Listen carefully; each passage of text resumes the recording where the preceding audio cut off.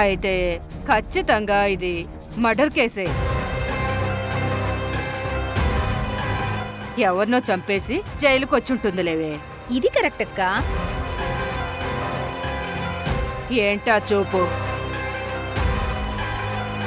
దించో దించో.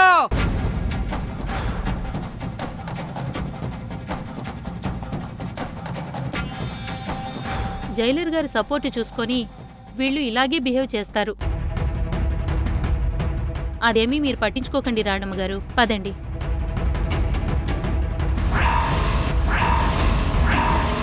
రాణి రాణమ్మ,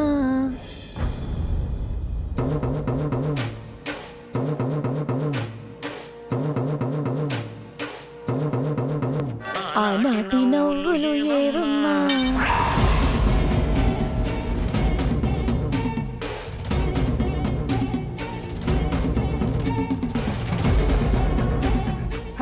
నాకు పరిచయం చేయకపోయినా పర్వాలేదు.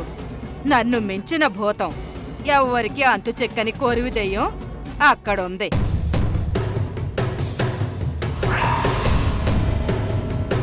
తనకు సలాం కొట్టించకపోతే ఏమవుతుందో తెలుసుగా.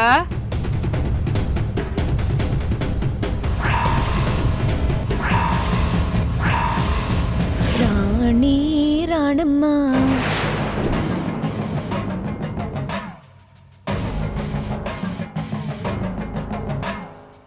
ఆనాటి నవ్వులు ఏవమ్మా,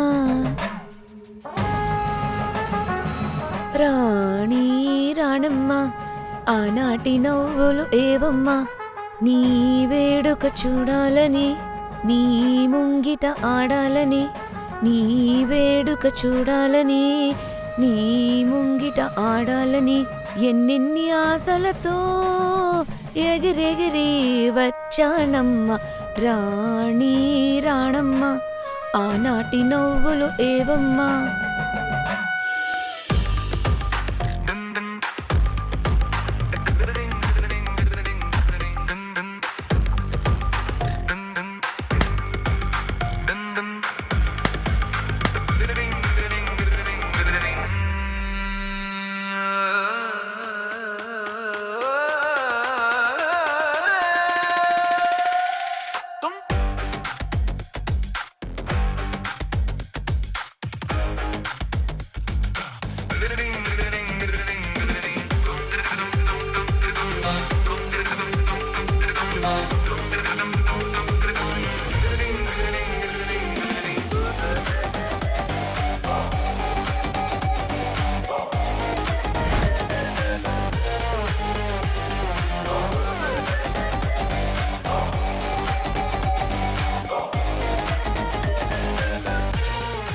బావున్నావా అత్తమ్మ? మీ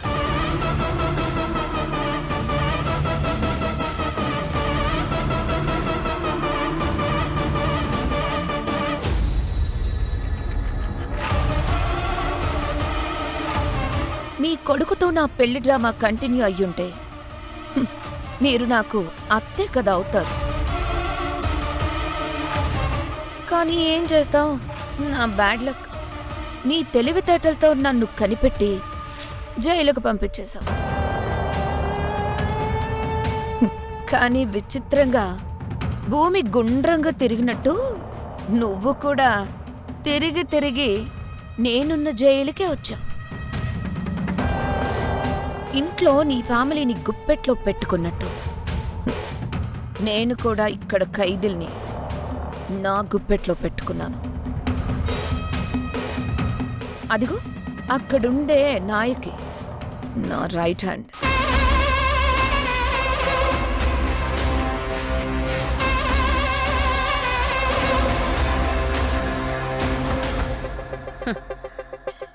ఏంటా నవ్వు?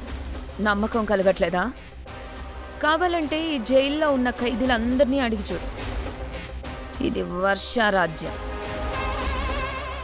ఇక్కడ నేనేం చెప్తే అదే జరుగుతుంది.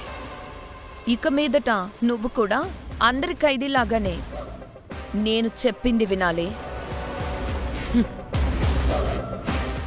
నేను చెయ్యమంది చెయ్యాలి. అర్థమైందా? ఈ వర్షాకున్న ఏకైక శత్రువు నువ్వు. ఇక మీదట ఈ వర్ష ఆడిందే ఆట ఎలా ఉంటుందో నువ్వు చూస్తావు. నాయకి, మేడం గారు మన చీఫ్ గెస్ట్. చాలా స్పెషల్గా చూసుకోవాలి, గుర్తుంచుకో. చాలా స్పెషల్గా చూసుకుంటాను. నువ్వేం టెన్షన్ పడకో. వర్ష, మీకు పాత గొడవలు ఎన్నైనా ఉండొచ్చు. ఇది జైలన్న సంగతి మర్చిపోవద్దు. నువ్వు నేనేంటో మర్చిపోకు.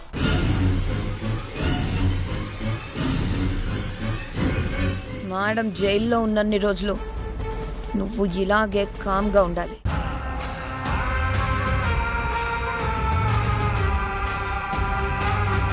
తర్వాత కలుద్దాం.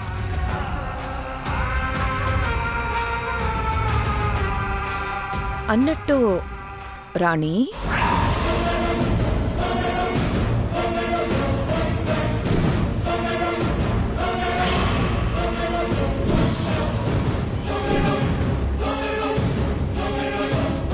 ఏంటి చూస్తున్నావు? నీ పేరు అదే కదా?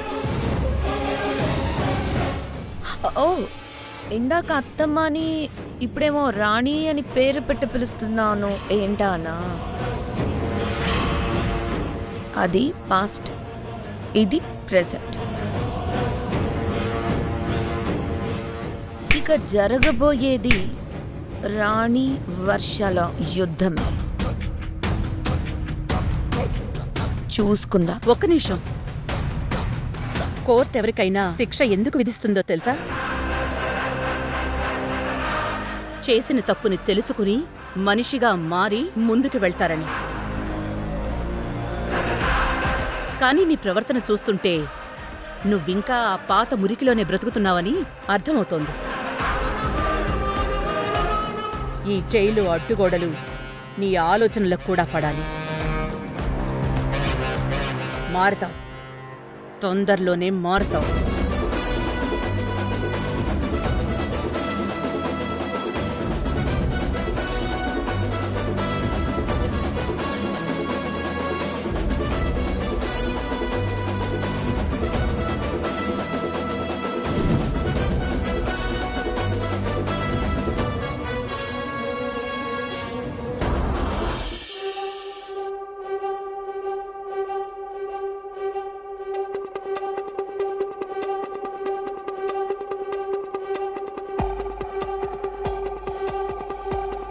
చూడండి, ఈవిడ పేరు రాణమ్మ. ఇక మీదట మీతో పాటు ఇక్కడే ఉంటారు. ఎవరితో గొడవలు పడకుండా అందరూ ఒక ఫ్యామిలీలాగా కలిసిమెలిసి ఉండండి. ముఖ్యంగా ఆ వర్ష నాయకుల గ్యాంగు జోలికి మీరసలు వెళ్ళొద్దు. రాణమ్మ గారు, సత్ప్రవర్తనతో ఉంటాను అని మీరు నాకు మాటిచ్చారు. ఆ మాటని నిలబెట్టుకోండి. ఎవరిని విధాలుగా రెచ్చగొట్టినా ఇలాగే శాంతంగా ఉండండి. నేను వీళ్ళెవ్వరితోనూ గొడవ పెట్టుకోవడానికి రాలేదండి. నాకు పడ్డ శిక్షని అనుభవించడానికి మాత్రమే వచ్చాను. కానీ నాతో ఎవరైనా గొడవ పెట్టుకోవాలని చూస్తే అది వాళ్ల సమస్య, నాది కాదు. మీ మీద నాకు పూర్తి నమ్మకం ఉంది. But be careful.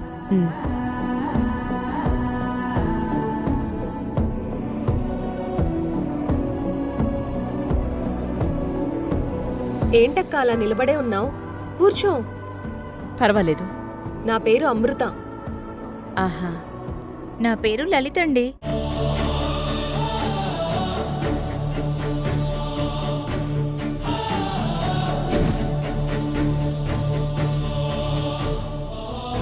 ఇక్కడ నీకేం ఇబ్బంది లేదులే అక్క. తిట్టుకునేవాళ్లు కానీ గొడవ పడేవాళ్లు కానీ ఎవ్వరూ లేరు. వచ్చి రావడంతోనే ఆ వర్ష గ్యాంగ్తో గొడవ పెట్టుకుంటున్నారు. కొంచెం జాగ్రత్తగా ఉండక్క. వాళ్ళెవరినైనా టార్గెట్ చేశారంటే అంత ఈజీగా వదిలిపెట్టరు. అవునక్క, ఇక్కడ వాళ్ళదే రాజ్యం.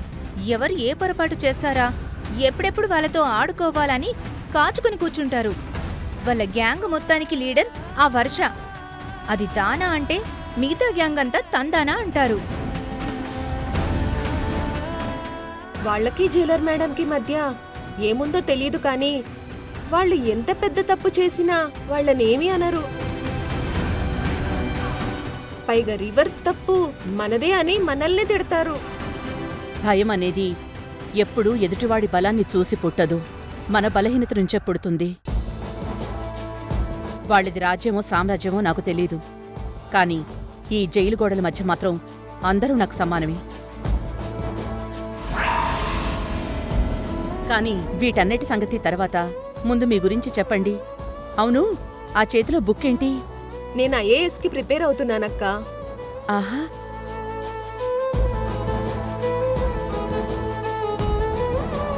లక్ష్మి, ఇలారా.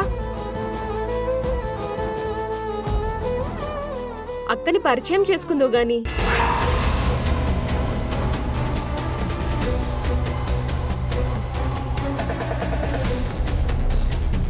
ఏంటో ఒక్కొక్కసారి ఒక్కొక్కలా బిహేవ్ చేస్తుంది. అవును, ఐఏఎస్కి ప్రిపేర్ అవుతున్నావు, నువ్విక్కడికి ఎందుకు వచ్చావు? ఇక్కడ ఒక్కొక్కరిది ఒక్కొక్క స్టోరీ అక్క. నేను అమ్మో, నాయకి వస్తుంది.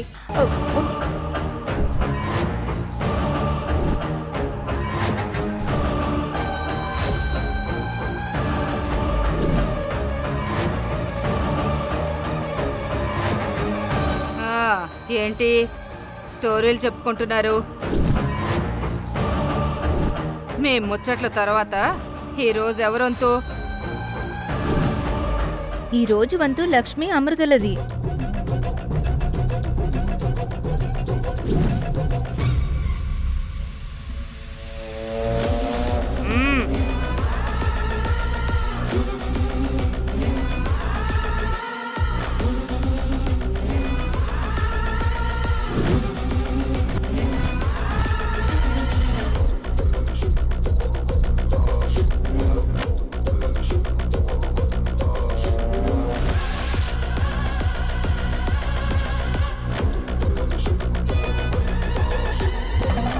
ఏంటా చూపు?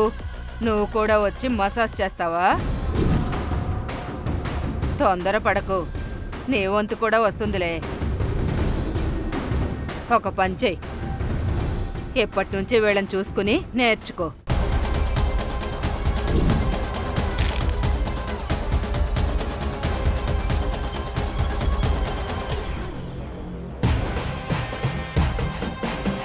నువ్వెంత చూసినా ఇక్కడ నీ చూపులకి భయపడేవాళ్ళు ఎవ్వరూ లేరు.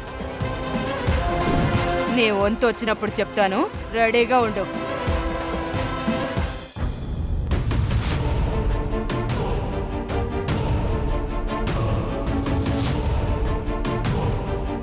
ఏయ్, సరిగా పట్టు.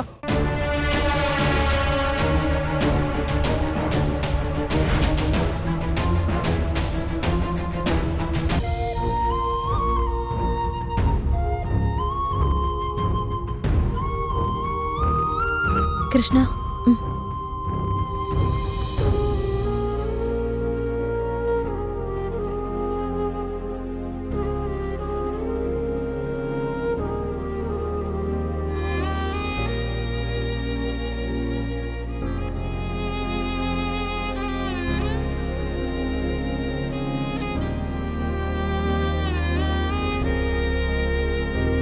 Good night Krishna. ఇదే నాకు నచ్చలేదు. ఏమైంది కృష్ణ? ఇది నాకు నచ్చలేదు. ఏం మాట్లాడుతున్నావు కృష్ణ? మన కోసం జైలుకి వెళ్ళిన అత్తయ్య అక్కడ కష్టాలు పడుతుంటే ఇక్కడ మనం కూడా మన సంతోషాల గురించి ఆలోచించకుండా ఒకరికొకరం దూరంగా ఉందామని ఇద్దరం కలిసే కదా నిర్ణయం తీసుకున్నాం. మళ్ళీ ఇప్పుడు నచ్చలేదంటున్నావేంటి? మన నిర్ణయం నచ్చలేదని చెప్పడం లేదు. మరి నువ్విలా కింద పడుకోవడం నాకు నచ్చలేదు. కింద పడుకోకుండా నీ పక్కన పడుకోమంటావా? అదేం కుదరదు. ఇద్దరం అదే మాట మీద ఉందాం. అత్తయ్య వచ్చేంత వరకు ఇలాగే పడుకుందాం. నా ఉద్దేశం నా పక్కన పడుకోమని కాదు ప్రియా. నువ్విలా కింద పడుకోవడం నాకిష్టం లేదు. అందుకే నేనే కింద పడుకుంటాను. నువ్వు బెడ్ మీద పడుకో. ఏం పర్లేదు, నాకు కింద పడుకోవడం మా ఇంట్లో అలవాటే. అది మీ ఇంట్లో. ఈ ఇంట్లో నువ్వు మా రాణమ్మ కోడలివి. నువ్వు రాణిలానే ఉండాలి. ఇప్పుడు నువ్వు బెడ్ మీద పడుకోలేదంటే నేను బయటికెళ్ళి గార్డెన్లో పడుకుంటా. ఏంటి కృష్ణ నువ్వు? మా అమ్మ ఒక సందర్భంలో చెప్పింది, ఏ ఆడదైనా ఇంటికి పునాది అయితే మగాడు ఆ ఇంటికి గోడలాగా ఉండాలని. అలాంటిది నా భార్యగా ఈ ఇంట్లో నీకు అన్ని ఫెసిలిటీస్ ఉండాలన్నదే నా ఆలోచన. రా, బెడ్ మీద పడుకో. లేదా సోఫా తీసుకొస్తాను, సోఫా మీద పడుకో. లేదంటే ఇంకో బెడ్ అరేంజ్ చేస్తాను, దాని మీద పడుకో. అయ్యో కృష్ణ, ఇప్పుడు హడావిడేం చేయకు ప్లీజ్. అయితే లేచి ఈ బెడ్ మీద పడుకో. నేనే కింద పడుకుంటాను. లే కృష్ణ, లే, కూర్చో. ఇప్పుడు చూడు, రాణమ్మలాగా ఎంత హుందాగా ఉన్నావో. నువ్వు ఈ ఇంట్లో ఎప్పుడూ ఇలా మహారాణిలాగే ఉండాలి. నిన్ను చూస్తుంటే సంతోషంగాను గర్వంగాను ఉంది కృష్ణ. ఒకప్పటి కృష్ణకి ఇప్పటి కృష్ణకి చాలా తేడా ఉంది. ఒకప్పుడు మామూలు కృష్ణని, ఇప్పుడు పూర్తిగా మారిన కృష్ణని. ఇక మీదట కూడా ఈ కృష్ణ ఇలానే ఉంటాడు, అన్నీ అర్థం చేసుకుంటాడు. Good night.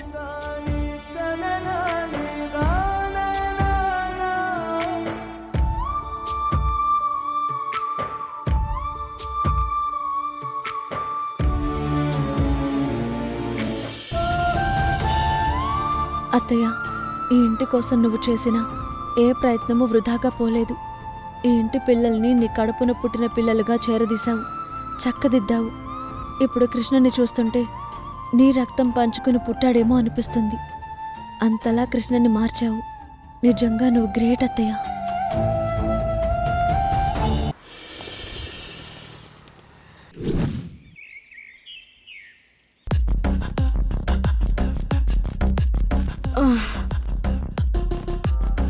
ఈ పంకజం ఎటెళ్ళింది? కనబడట్లేదు. పంకజం, పంకజం! అమ్మాయి గారు, వస్తున్నా వస్తున్నా. ఏమైంది అమ్మాయి గారు, అలా గట్టిగా అరుస్తున్నారు? రాత్రి నీకేం చెప్పాను?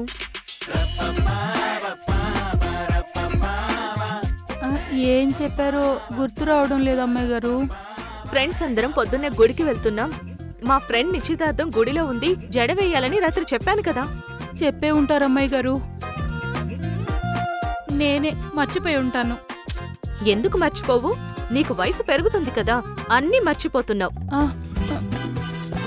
ఇదిగో ముందు నా జడవై. ఒక్క నిమిషం అమ్మాయి గారు.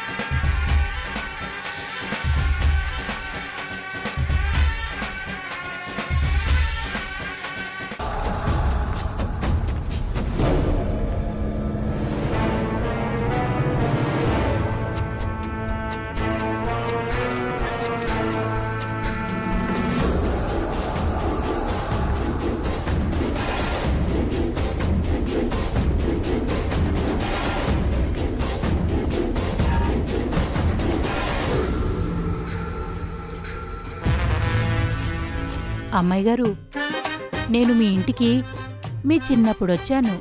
అప్పుడేమో నెలకి 2-3 సార్లు జళ్ళు వేయించుకునేవారు. మీరు కావేరమ్మాయి గారు నాకు ముందంటే నాకు ముందని పోటీ పడేవారు. వయసు పెరిగే కొద్దీ అస్సలు జడ వేయించుకోవడమే మానేశారు.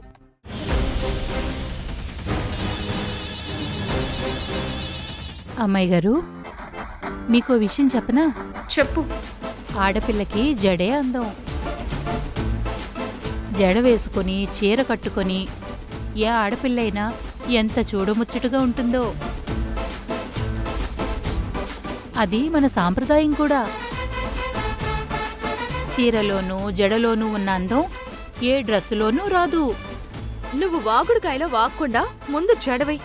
ఉమ్, అంతేలేమ్మా. మోడ్రన్ డ్రెస్సులు, లూజ్ హెయిర్లు, కర్లీ హెయిర్లు వచ్చి జడనే మర్చిపోయేలా చేశాయి. కానీ ఎన్ని స్టైల్స్ వచ్చినా ఇలా సాంప్రదాయంగా ఉంటేనే అందం. అయ్యో పంకజం, ముందు జడ వేస్తావా లేదంటే మూత మీద వైనా? మూసుకొనే వేస్తానులేమ్మా. వెయ్యి.